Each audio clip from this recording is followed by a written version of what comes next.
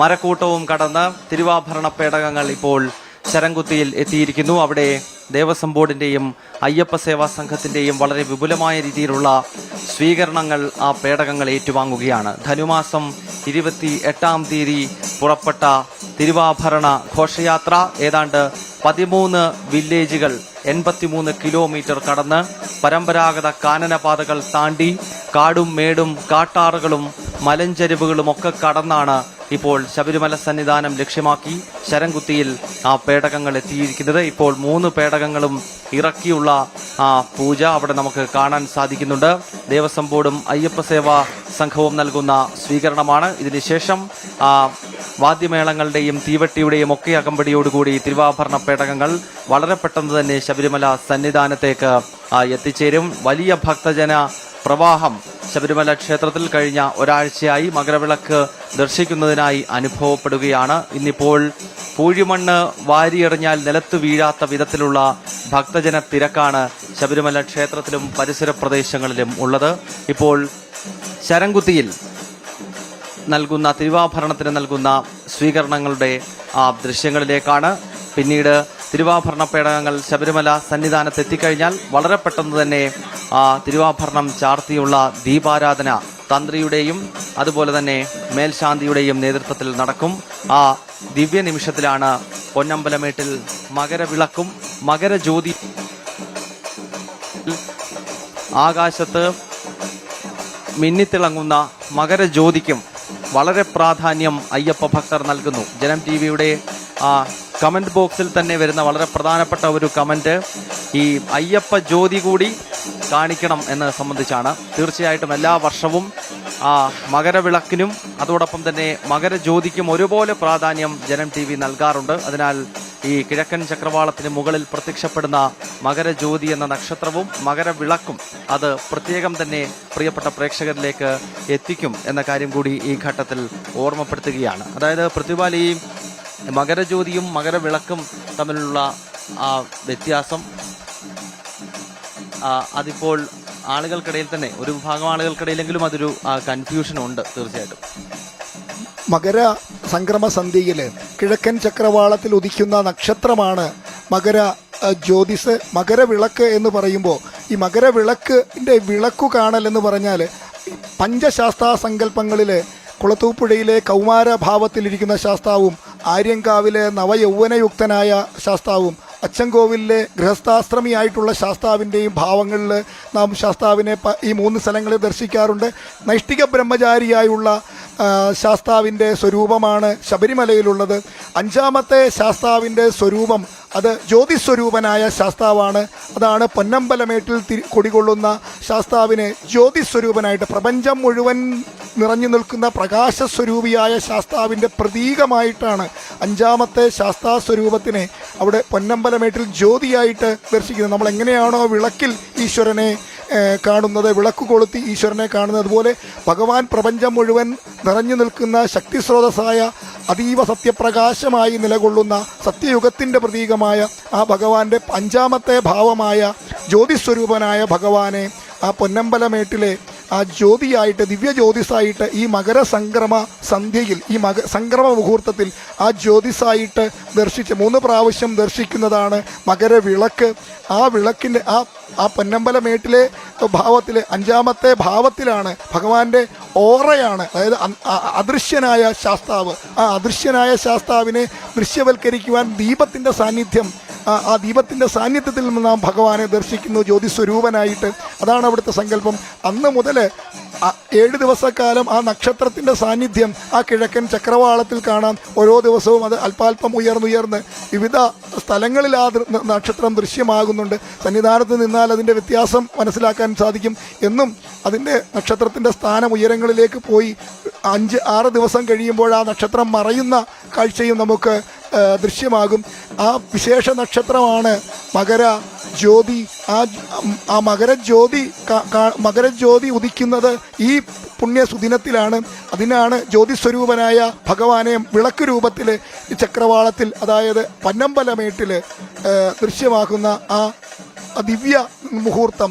ആ ദിവ്യ മുഹൂർത്തത്തിനായിട്ടാണ് ഭഗവാനെ ആരാധിക്കുന്നവർ ആ ഭഗവാന്റെ ആ ജ്യോതിസ്വരൂപനായിട്ട് കൺകുളിർക്കെ ഭഗവാന്റെ പ്രപഞ്ചം മുഴുവൻ നിൽക്കുന്ന ശക്തിസ്വരൂപനായ ഭഗവാനെ ജ്യോതിസ്വരൂപനായി ദർശിച്ച് ഒരു വർഷത്തേക്കുള്ള അവരുടെ ചൈതന്യം വീണ്ടും പൂരിതമാക്കിക്കൊണ്ട് മലയിറങ്ങുന്ന ആ അസുലഭ നിമിഷത്തിന് സാക്ഷ്യം വഹിക്കാനാണ് വിവിധ സ്ഥലങ്ങളിൽ ഈ ദൃശ്യം കാണുവാനായിട്ട് ഭക്തലക്ഷങ്ങൾ തടിച്ചുകൂടിയിരിക്കുന്നത്. ഈ വിവാദങ്ങളിലേക്ക് പോകുമ്പോൾ ഇതിൻ്റെ അകം പൊരുൾ എന്താണെന്ന് മനസ്സിലാക്കാതെയാണ് ഭക്തരും അല്ലെങ്കിൽ അവിശ്വാസികളും സന്ദേഹികളുമൊക്കെ തന്നെ തർക്കത്തിലേക്ക് ഇതിനെ വലിച്ചിഴയ്ക്കുന്നത്. ഈ പുണ്യനിമിഷത്തിൽ ഈ ജ്യോതിസ്വരൂപനെ കണ്ട് മലയിറങ്ങുന്ന ഭക്തരുടെ ആത്മനിർവൃതി, അതിൻ്റെ ആ ഭാഗ്യം അനുഭവിക്കുവാൻ ഈ സന്നിധാനത്ത് നിന്ന് ഈ ദൃശ്യങ്ങളിലേക്ക് ആ കിഴക്കൻ ചക്രവാളത്തിലേക്ക് നോക്കി നിൽക്കാൻ പൊന്നമ്പലമേട്ട് നോക്കി നിന്നുകൊണ്ടാണ് ഈ കമൻട്രി ഇവിടെ നിന്ന് ഈ നമ്മൾ പറഞ്ഞുകൊണ്ടിരിക്കുന്നത്. ആ ദൃശ്യമാകുന്ന ജ്യോതിയും കാത്ത് ഇരിക്കുന്ന ഈ അസുലഭ നിമിഷം, ഈ സന്നിധാനത്തെ ശരണം വിളികളുടെ ആരവങ്ങൾ കേൾക്കുമ്പോൾ ഉണ്ടാകുന്ന ആത്മനിർവൃതി, അത് അനുഭവിച്ചറിയുക ഒരു മഹാഭാഗ്യമാണ്. മാത്രവുമല്ല ഈ പേടകവാഹക സംഘാംഗങ്ങൾ വ്രതനിഷ്ഠയോടുകൂടി ഇപ്പോൾ ശരംകുത്തിയിലേക്ക് എത്തിച്ചേർന്നിരിക്കുകയാണ്. കഠിനവ്രതധാരികളായ ഗുരുസ്വാമിമാരുടെ നേതൃത്വത്തിൽ മരുതവന ശിവൻകുട്ടി ഗുരുസ്വാമിയുടെയും കുളത്തിനാൽ ഉണ്ണികൃഷ്ണൻ ഗുരുസ്വാമിയുടെയും കിഴക്കേത്തോട്ടത്തിൽ പ്രതാപചന്ദ്രൻ ഗുരുസ്വാമിയുടെയും നേതൃത്വത്തിലുള്ള സംഘാംഗങ്ങളാണ് 3 പേടകങ്ങളും ശിരസിലേറ്റുന്നത്. അവരിപ്പോൾ ശരംകുത്തിയിൽ ഭക്തിപൂർവ്വം ഭജനകൾ പാടി ശരണം വിളികളോടുകൂടി എത്തിച്ചേർന്നിരിക്കുകയാണ്. അല്പനിമിഷങ്ങൾക്കുള്ളിൽ അവരെ ദേവസ്വം അധികാരികളും അയ്യപ്പ സേവാ സംഘത്തിൻ്റെ ഭാരവാഹികളും ഒക്കെ ചേർന്ന് സ്വീകരിക്കുമ്പോൾ അവരുടെ ആത്മനിർവൃതി എന്തൊരു മഹാഭാഗ്യമാണ്. ഭഗവാന്റെ തിരുവാഭരണങ്ങളുമായി പരമ്പരാഗത പാതകളിൽ കഠിനമായ ദുഷ്കരമായ പാതകൾ താണ്ടി വരുന്ന കല്ലും മുള്ളും കാലിന് മെത്തയാണെന്ന് പറയാമെങ്കിലും അതത്ര സുഖകരമല്ല. പക്ഷേ ആ ദുഷ്കരമായ പാതകളിലൂടെ വരുമ്പോഴും മനസ്സിലുള്ള നിർവൃതി, ശിരസിലിരിക്കുന്ന തിരുവാഭരണങ്ങൾ, ഭഗവാന്റെ ശ്രീകോവിലിൽ ചാർത്തിയുള്ള ദീപാരാധനയുടെ നിമിഷം, അത് മനസ്സിലോർക്കുമ്പോൾ ആ പ്രതിസന്ധികളെല്ലാം ഇതിനോട് അനുഗമിക്കുന്ന ആയിരക്കണക്കിന് ഭക്തന്മാരും ഈ പ്രതിസന്ധികളെ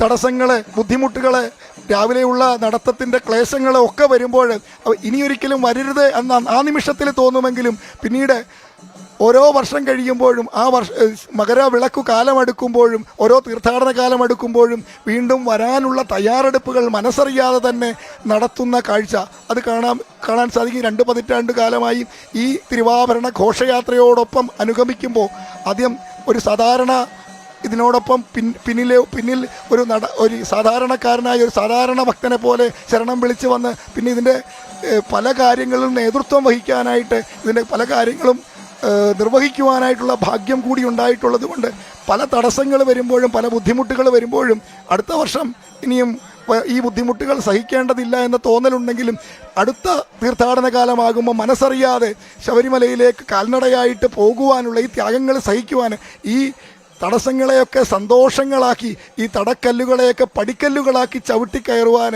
അതിൻ്റെ ഒരു സന്തോഷം ആ മകരസംക്രമ സന്ധിയിലെ ദീപാരാധന മനസ്സിൽ തെളിയുമ്പോൾ അറിയാതെ തന്നെ നടപ്പിന് വേഗം കൂടിപ്പോകും. കാലിൽ തറയ്ക്കുന്ന മുള്ളുകളൊക്കെ പൂക്കളായി മാറുന്ന ആ ഒരു നിർവൃതി. ആ 25ഓളം ആളുകളാണ് ഈ സംഘത്തിലുള്ളത്.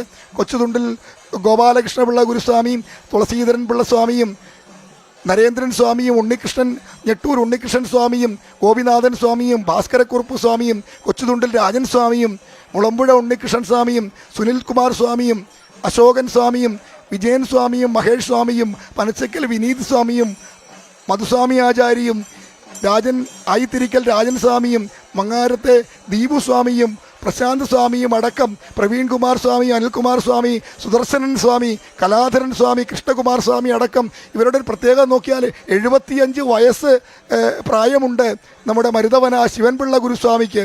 അതേപോലെ തന്നെ ഇതിനകത്തിലെ പല സ്വാമിമാർക്കും 60-ന് മുകളിൽ പ്രായത്തിൽ ഈ വലിയ കുന്നുകൾ കയറാൻ, തന്നെത്താൻ നടന്നു കയറാൻ പ്രയാസമുള്ള ചെമ്മൺ പാതയും അതേപോലെ നീലിമലയുടെ അടിവാരത്ത് നിന്നും ഉള്ള കയറ്റവുമൊക്കെ ഈ ശിരസിലെ ഈ ഭാരമേറിയ തിരുവാഭരണ പേടകവും വെച്ച് കയറുമ്പോൾ അതിശയം തോന്നിയിട്ടുണ്ട്.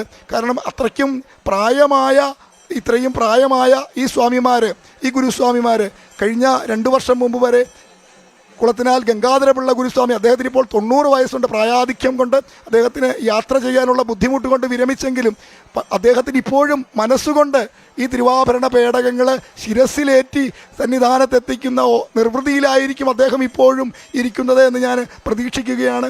അത്രയ്ക്കും പ്രായാധിക്യമുള്ള 50 മേൽ പ്രായമുള്ളവരാണ് ഇതിൽ പകുതിയിൽ കൂടുതൽ ആളുകളും. പക്ഷേ അവരുടെയൊക്കെ പ്രായം വെറും എണ്ണം മാത്രമാണ് എന്ന് തോന്നിപ്പിക്കുന്ന വിധത്തിലാണ് ഈ തിരുവാഭരണ പേടകങ്ങളുമായിട്ട് പല സ്ഥലങ്ങളിലൂടെയും നടന്നു പോവുകയല്ല, ഓടി അതിന് വട്ടം കറങ്ങിയുള്ള ആ യാത്ര അതൊരു പ്രത്യേക അനുഭൂതിയാണ് നൽകുന്നത്. ഇതിൽ ഏറ്റവും പ്രായം കുറഞ്ഞ പ്രവീൺ കുമാർ സ്വാമിക്ക് 30 വയസ്സാണ്. അതിൽ 50 വയസ്സിൽ കൂടുതലുള്ള സ്വാമിമാരാണ് കൂടുതലെങ്കിലും അവരുടെ ആ കരുത്തും വീര്യവും ഒക്കെ ചെറുപ്പക്കാരായ സ്വാമിമാരെ അപേക്ഷിച്ച് 10 മടങ്ങ് വീര്യത്തോടു കൂടിയാണ് തിരുവാഭരണ പേടകങ്ങൾ കയ്യിലെടുത്ത് പുഷ്പം പോലെ അമ്മാനമാടി ഭക്തിപൂർവ്വം ശരണം വിളിച്ച ഒരു യാത്രയാകുന്നത്. ഈ കാഴ്ച കാണുന്നത് തന്നെ ഒരു നിർവൃതിയാണ്. ഇപ്പോൾ തിരുവാഭരണ പേടകങ്ങൾ ശരംകുത്തിയിൽ നിന്നും ശബരിമല സന്നിധാനം ലക്ഷ്യമിട്ട് ഇതാ യാത്ര ആരംഭിക്കുകയാണ്. ജനനിമിഡമാണ് ശരംകുത്തിയും ശബരിമല പൂങ്കാവനവും. ഇപ്പോൾ 3 പേടകങ്ങൾ ശരംകുത്തിയിലെ സ്വീകരണങ്ങൾ ഏറ്റുവാങ്ങിയ ശേഷം ശബരിമല സന്നിധാനം ലക്ഷ്യമിട്ടുകൊണ്ടുള്ള യാത്രയ്ക്ക് തുടക്കം കുറിക്കാൻ പോകുന്നു. ദേവസ്വം ബോർഡും അയ്യപ്പ സേവാ സംഘവും നൽകിയ സ്വീകരണം അവിടെ പൂർത്തിയായി കഴിഞ്ഞിരിക്കുകയാണ്. ഇനിയും വാദ്യമേളങ്ങളുടെയും മറ്റും അകമ്പടിയോടുകൂടിയാണ് ശബരിമല സന്നിധാനത്തേക്കുള്ള തിരുവാഭരണ പേടകങ്ങളുടെ യാത്ര. നേരത്തെ പൊന്നമ്പലമേട്ടിൽ തെളിയാൻ പോകുന്ന മകരവിളക്കിനെ പറ്റിയുള്ള വിവരണം പ്രതിപാൽ നടത്തിയിരുന്നു. പൊന്നമ്പലമേടെന്ന് പറയുന്നത് ശബരിമല ക്ഷേത്രത്തിൻ്റെ മൂലസ്ഥാനമാണ്. ഋഷീശ്വരന്മാരും ദേവതകളും അയ്യപ്പന് ആരതി നടത്തുന്നതാണ് മകരവിളക്ക് എന്നാണ് ഐതിഹ്യം. സ്വാഭാവികമായും അത് കണ്ടു തൊഴുന്നത് ഏതൊരു അയ്യപ്പ ഭക്തനെ സംബന്ധിച്ചിടത്തോളവും ഒരു ജന്മത്തിൽ ലഭിക്കുന്ന ഏറ്റവും വലിയ പുണ്യമാണ്. അതിനാൽ തന്നെ പൊന്നമ്പലമേട് ദൃശ്യമാകുന്ന ഓരോ സ്ഥലത്തും 10,000-കണക്കിന് അയ്യപ്പ ഭക്തന്മാർ തമ്പടിച്ചിരിക്കുന്നു. 18 മലകൾക്കിടയിൽ ഉള്ള കാനന ക്ഷേത്രമാണ് ശബരിമല. അതിനാൽ തന്നെയാണ് 18ാം പടി അവിടെ ഒരുക്കിയിരിക്കുന്നത്. ഈ 18 മലകൾ ഏതൊക്കെയെന്ന് വളരെ പെട്ടെന്ന് ഈ ഘട്ടത്തിലൊന്ന് പരിശോധിക്കാം. ഒന്ന് ശബരിമലയാണ്, മറ്റൊന്ന് പൊന്നമ്പലമേടാണ്. നമ്മളിപ്പോൾ ചർച്ച ചെയ്ത അല്പസമയത്തിനകം മകരജ്യോതി അല്ലെങ്കിൽ മകരവിളക്ക് തെളിയാൻ പോകുന്ന അയ്യപ്പന് ദീപാരാധന ഒരുക്കുന്ന പൊന്നമ്പലമേട്. മറ്റൊന്ന് ഗൗഡന്മല, നാഗമല, സുന്ദരമല, ചിറ്റമ്പലമേട്, കൽഗിമല, മാതങ്കമല, മയിലാടുംമേട്, ശ്രീപാദമല, ദേവർമല, നിലയ്ക്കൽമല, തലപ്പാറമല, നീലിമല, കരിമല, പുതുശ്ശേരിമല, കാളകെട്ടിമല, ഇഞ്ചിപ്പാറമല. ഇങ്ങനെ 18 മലകൾക്കിടയിൽ വരുന്ന കാനന ക്ഷേത്രമാണ് ശബരിമല. ഈ 18 മലകൾ അടങ്ങുന്നതാണ് അയ്യപ്പൻ്റെ പൂങ്കാവനം എന്നതാണ് ഐതിഹ്യവും വിശ്വാസവും.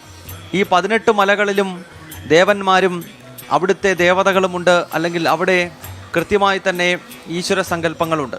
ആ ദേവതകളെ പ്രീതിപ്പെടുത്തുകയാണ് 18 പടികൾ എന്ന ആശയത്തിലൂടെ.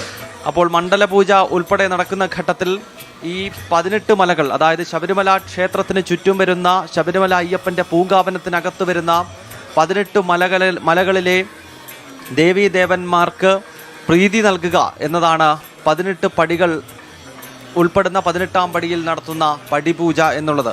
അങ്ങനെയുള്ള ശബരിമലയിലെ ഈ 18 പടികളിൽ 18 മലകളിൽ ഏറ്റവും വിശുദ്ധമായ ഒന്നായ ശബരിമല ക്ഷേത്രത്തിൻ്റെ മൂലസ്ഥാനം കുടികൊള്ളുന്ന പൊന്നമ്പലമേട്ടിലാണ് ഋഷീശ്വരന്മാരും ദേവതകളും അയ്യപ്പന് ആരതി ഒഴിയുന്നത്. ആ ആരതിയാണ് മകരവിളക്ക്. അത് കാണുന്നതിനായാണ് ലക്ഷക്കണക്കിന് അയ്യപ്പ ഭക്തർ നേരിട്ട് ശബരിമല സന്നിധാനത്തോ അതല്ലെങ്കിൽ പൊന്നമ്പലമേട് ദൃശ്യമാകുന്ന സ്ഥലങ്ങളിൽ ലക്ഷങ്ങൾ നേരിട്ട് മകരവിളക്ക് കാണുന്നതിനായി നിൽക്കുന്നു. അതോടൊപ്പം തന്നെ ലക്ഷക്കണക്കിന് ഭക്തർ ദൃശ്യമാധ്യമങ്ങൾക്ക് മുന്നിൽ, നവമാധ്യമങ്ങൾക്ക് മുന്നിൽ മകരവിളക്ക് മിന്നിമറയുന്നത് കാണുക എന്ന ലക്ഷ്യത്തോടു കൂടിയിരിക്കുകയാണ്. ഈ സന്ധ്യാസമയം മകരസംക്രമ സന്ധ്യയാണ്. ഭാരതത്തിൽ എമ്പാടും വളരെ വിശേഷാൽപ്പെട്ട ചടങ്ങുകൾ നടക്കുന്ന ഒരു ദിനമാണ്. കേരളത്തിൽ നമ്മളിന്ന് ചർച്ച ചെയ്യുന്ന ശബരിമല ക്ഷേത്രവും മകരവിളക്കുമായി ബന്ധപ്പെട്ടുള്ള ഉത്സവമാണെങ്കിൽ തമിഴ്നാട്ടിലേക്ക് എത്തിക്കഴിഞ്ഞാൽ അത് പൊങ്കലാണ്. ആന്ധ്രാപ്രദേശ്, തെലങ്കാന തുടങ്ങിയ സംസ്ഥാനങ്ങളിൽ കാർഷിക വിളവെടുപ്പുമായി ബന്ധപ്പെട്ട ആഘോഷങ്ങളാണ്. ഉത്തരഭാരതത്തിലേക്ക്, ഉത്തർപ്രദേശും രാജസ്ഥാനും ഒക്കെ അടങ്ങുന്ന ഭാരതത്തിൻ്റെ ഉത്തര മേഖലയിലേക്ക് പോയി കഴിഞ്ഞാൽ അവിടുന്ന് ഗംഗാസ്നാനം ഉൾപ്പെടെ നടത്തി നദികളിൽ പ്രത്യേക പൂജ നടത്തിയുള്ള സന്ധ്യാവന്ദനവും സന്ധ്യാപൂജകളും ആ സമയത്ത് നടക്കുകയാണ്. അപ്പോൾ ഇത് ഭാരതത്തിൻ്റെ ഒരു ഏകതയുടെ ഉത്സവമാണ്, ഏകതയുടെ ദിനവുമാണ് മകരസംക്രാന്തി ദിവസം എന്ന വളരെ പ്രധാനപ്പെട്ട വിഷയം കൂടി നമ്മൾ ഈ ഘട്ടത്തിൽ ഓർക്കേണ്ടതുണ്ട്. ഇപ്പോൾ പ്രേക്ഷകർ കാണുന്നത് വലിയ നടുമുറ്റത്ത് നിന്നുള്ള ദൃശ്യമാണ്. ശബരിമല ക്ഷേത്രത്തിന് താഴെ ആഴി ദൃശ്യങ്ങളിൽ കാണാൻ സാധിക്കുന്നു. ഇവിടേക്ക് കെട്ടുമുറുക്കിയെത്തുന്ന ഒരു അയ്യപ്പ ഭക്തൻ ആഴിയിൽ നാളികേരം എറിഞ്ഞ ശേഷം മാത്രമേ ഇവിടെ നിന്ന് മടങ്ങുന്നുള്ളൂ. അതായത് പുതിയ മനുഷ്യനായി ശബരിമലയിൽ നിന്നും മടങ്ങുന്നുവെന്ന സങ്കല്പത്തിൻ്റെ അടിസ്ഥാനത്തിലാണ് ആഴി അവിടെ പ്രോജ്വലിക്കുന്നത്. കഴിഞ്ഞ മണ്ഡലകാലം തുടങ്ങുന്ന ദിവസം ശ്രീകോവിലിൽ നിന്നും തന്ത്രി കൊണ്ടുവരുന്ന ദീപത്തിൽ നിന്നാണ് ആ അഗ്നി ജ്വലിപ്പിക്കുന്നത് ആ ആഴിയിൽ. പിന്നീട് ഇന്നിപ്പോൾ എത്രയോ ആഴ്ചകൾ കടന്നുപോയിരിക്കുന്നു, ഇപ്പോഴും ആ അഗ്നി അവിടെ ജ്വലിക്കുന്നത് നമുക്ക് കാണാൻ സാധിക്കുന്നുണ്ട്.